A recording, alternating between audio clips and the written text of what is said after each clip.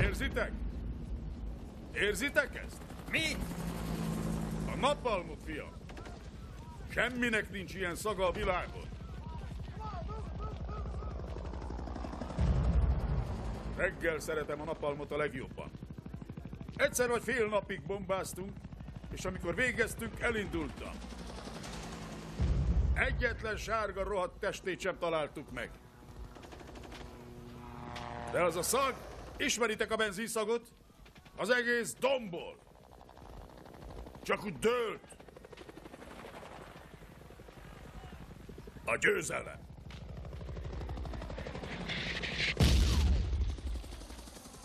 Egyszer ennek a háborúnak is vége lesz.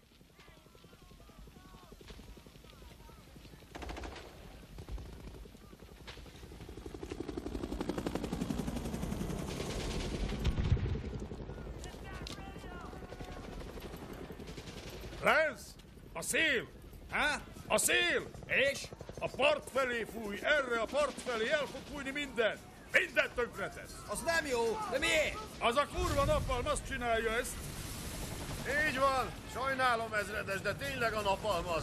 A kölyöknek túl jó a híre, hogy kimenjen ezekre a fegyült hullámokra. Igen, ezt én is tudom! Én művész vagyok, Bill. Nem szörfözöm ezen a szaron. Ide figyelj!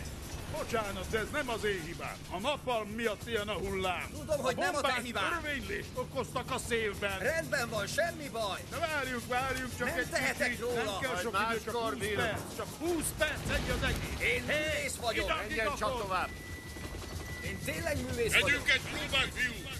Egyik megy jobbról, a másik balról! Figyelj, Lenz! És meg nem Vége a az én hibám! szörfözésnek? Igen. El akar búcsúzni az ezredestől? Nem. Biztos? Az a kurva Igen. napalm Akkor volt! tűnjünk már el innen! Csak 20 percet várjunk! Hé! Gyertek már! A kurva életbe!